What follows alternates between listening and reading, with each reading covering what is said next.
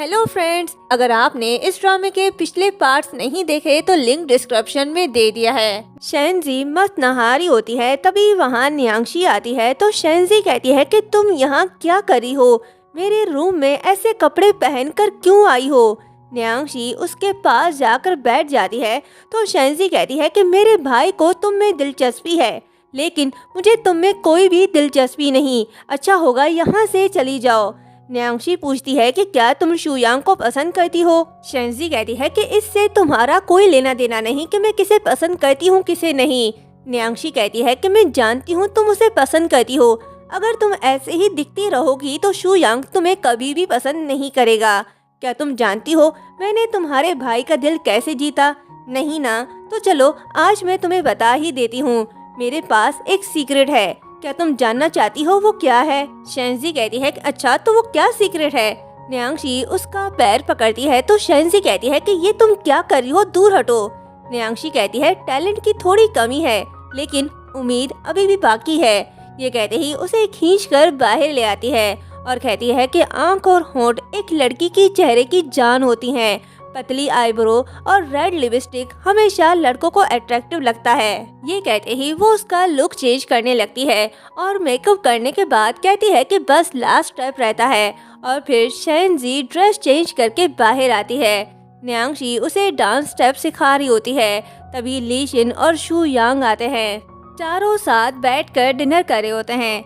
ली Shin शेंजी से कहता है कि एक लड़की को ऐसे ही दिखना चाहिए, ये एबिलिटी सिर्फ तुम्हारी भाभी में ही है। जो काम मॉम डैड ना कर पाए वो न्यांक्षी ने कर दिखाया। न्यांक्षी कहती है कि मैंने कुछ नहीं किया, शेंजी है ही इतनी ब्यूटीफुल। फिर शू यांग से पूछती है कि तुम क्या कहते हो उस बारे में। शू यांग कुछ नहीं कहता तो शेंजी कहती है कि भाई मैं तुम्हारी बहन हूँ, ऑफ कोर्स तुम्हें अच्छी ही लगूंगी। शू यांग तुम ही बताओ मैं कैसी लग रही हूँ। शू यांग नजरें झुकाकर कहता है कि मुझे कुछ नहीं पता। ली शिन हंसता है और शेंजी से कहता है कि शू यांग को तंग करना बंद करो। फिर न्यांक्षी से कहता है कि कल के डिनर पार्टी में शेंजी को अपने साथ ले जाना, इसे भी कुछ सीखना चाहिए। न्यांक्षी कहती है ठीक है, शू यांग हमें वहाँ ले जाएगा। शू यांग हाँ कहता है तो न्यांक्षी शेंजी को आंख मारकर कहती है कि हो गया तुम्हारा काम। शेंजी खुश होती है। नेक्स्ट डे न्यांक्षी शू यांग के साथ पार्टी में जाती है। शेंजी वहाँ पहले से ही होती है और न्यांक्षी से कहती है कि आखिरकार तुम आ ही गई। न्यांक्षी उसके पास जाकर कहती है कि आज शू यांग तुम्हारा है।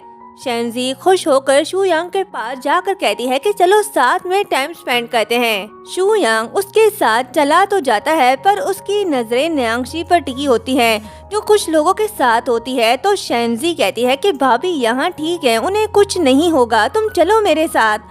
वो उसे खींचकर अपने साथ ले जाती है। एक बिजनेसमैन न्यांक्षी के पास आता है और ड्रिंक करने के बाद उसके बॉडी को टच करते हुए कहता है कि तुम्हारी स्किन बहुत स्मूथ है।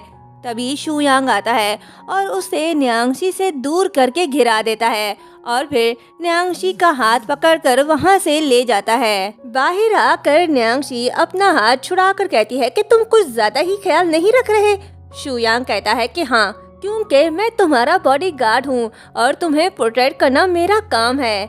न्यांक्षी कहती है कि तुम किसके कहने पर मुझे प्रोटेक्ट कर रहे हो, ली शिन के कहने पर या किसी और के कहने पर? शू यांग कुछ नहीं कहता तो न्यांक्षी कहती है कि दूसरों के कहने पर मुझे प्रोटेक्ट करना बंद करो, अगर ये नहीं कर सकते तो मेरे पीछे भी मत आना। ये कहते ही वहाँ से चली जाती है। तभी एक लड़का जानबूझकर न्यांक्षी को धक्का देता है, जिससे वो स्विमिंग पूल में गिर जाती है।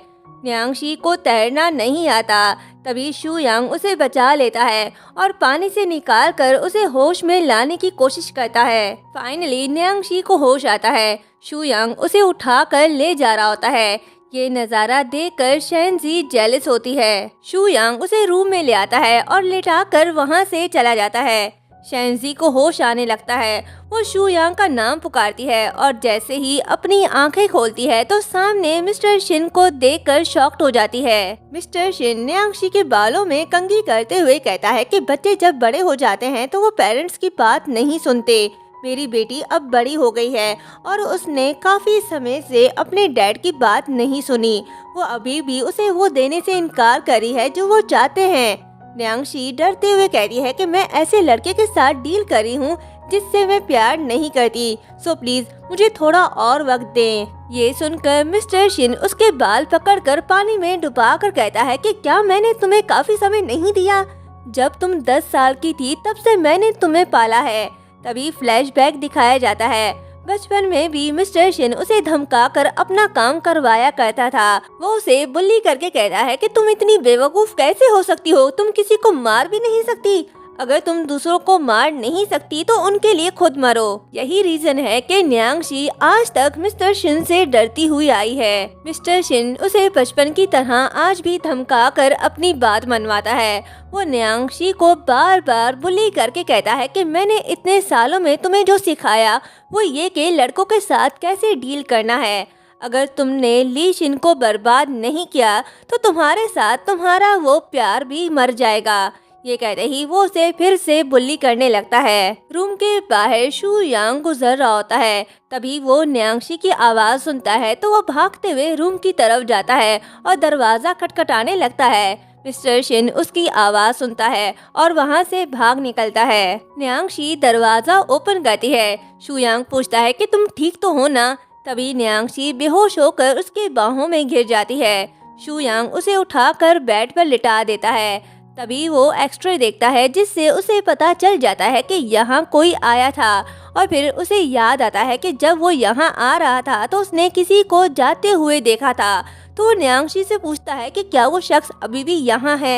ये कहते ही वो जाने लगता है तो न्यांगशी कहती है कि मत जाओ और फिर उसका हाथ पकड़कर अपनी तरफ खींचती है जिससे दोनों क्लोज हो जाते हैं।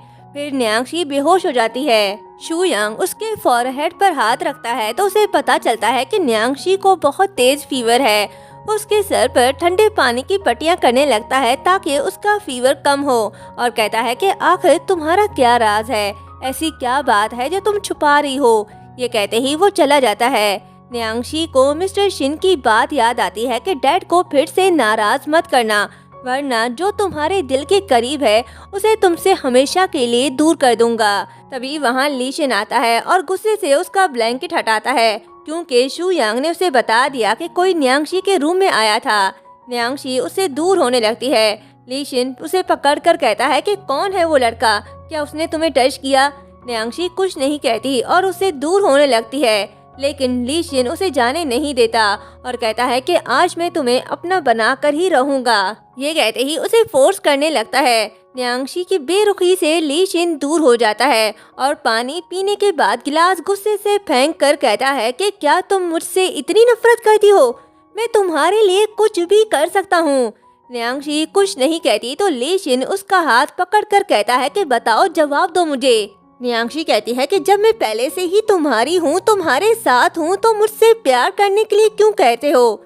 ली शिन कहता है कि क्या तुम जानती भी हो तुम क्या कह रही हो? तभी न्यांगशी को डैड की बात याद आती है कि जल्द ही ली शिन को बर्बाद करो वरना तुम्हारे साथ तुम्हारा वो प्यार भी मरेगा। न्यांगशी जानती है कि उसका डैड कुछ भी कर सकता है, वो अपनी वजह से शू यांग को कुछ होने नहीं दे सकती, इसलिए वो ली शिन से कहती है कि चलो शादी कर लेते हैं।